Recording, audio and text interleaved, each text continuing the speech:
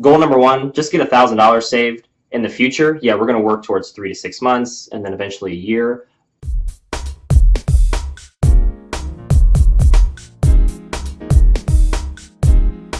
Hey, this is Lance McGowan, and I have my friend Tanner Fergard here, and today we're covering part 11 of our Financial Stewardship Academy, exclusively available on YouTube. And today's topic is Proverbs 21:20 and what that has to do with financial education. If you've been watching the other videos, you know that graduating from Financial Stewardship Academy is a pretty big deal, and how you do that is a part of a process. So you got to think well, as we talked about in some of the previous video, but also we want to get well.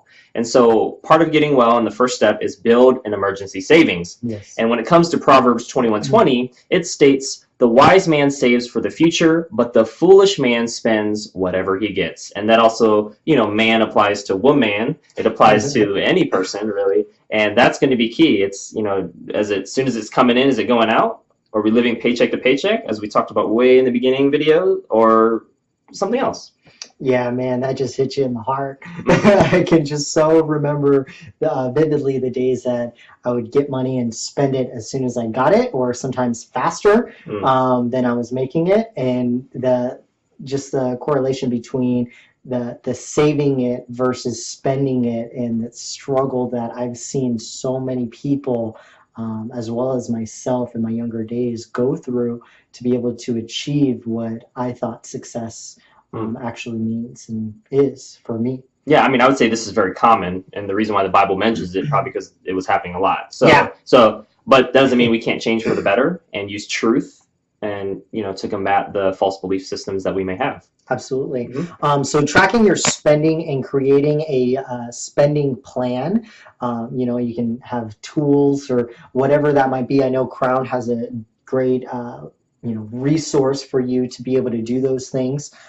So you always want to make sure that you're tracking, much like we talked about a little bit before, but creating a cash flow and, managing that and seeing what's coming in, what's going out, and where is the disconnect maybe happening in between. That's right. Yeah, and that's really the first step. So once you accomplish these, you can just kind of check them off or leave a comment in the section below as you're kind of watching this. The next step would be save $1,000 for emergencies, and examples of this is uncovered medical expenses could be covered if there's a major car repair that's needed, and any big purchases within 0 to 2 years. That could be appliances, that could be some electronics or Christmas gifts or birthday gifts or anniversary gifts for your wife or your husband or significant other. So yeah, there's lots of things that could come up. Upgrades to your phone, maybe. I know phones cost more now for smartphones. There's lots of reasons to have an emergency fund. I don't know if upgrading your phone is counted as an emergency, but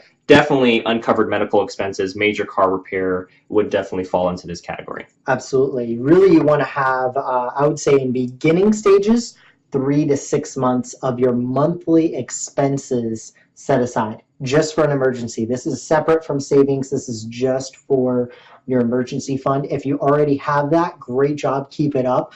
The goal, what you want to go to, is 12 months of your monthly expenses set aside. So you have an entire year. If anything was to go wrong, let's say you got laid off at work or your hours got cut or you had some problems with your car. I know, I've had those in the past. I'm sure you have as well. Being able to not gracefully write that check, but being able to is everything. Yeah. Tithing is a huge thing. First give the first 10% of your fruits to God, and He will give you the other 90%. That another 90% that you have left over will be able to do more than if you had a whole 100% of it going to do what you feel is best as well. So just make sure that you're always tithing, you're always giving back, and that's really going to help benefit you as well. Yeah, and tithing honors God, and the tithing is from your first fruits, like you said, and offerings are for other things, maybe like nonprofit organizations after you meet your other expenses and things like that. And yeah, like he said, goal number one, just get $1,000 saved. In the future, yeah, we're going to work towards 3 to 6 months and then eventually a year. And we have videos on that are coming. But it's important to start somewhere, start a little bit small so that you can check that off and get that feeling of accomplishment. And so once you do that, then it's building on that and going from there. Make sure to comment with your date completed for these things and your destination celebration in the comment section below. That's going to be very, very important because it's not just checking the box and accomplishing it, which is great, but it's also having a little celebration for the milestone achievement, something that's reasonable, obviously, right? If you just saved $1,000 for your emergency fund, you don't want to spend $1,000 for the celebration. Maybe just take yourself out to eat, or if your spouse can take you out, or something else like that. That'd be kind of nice. Something that's reasonable, healthy, maybe, right? Because we want to stay in line with previous videos we were teaching.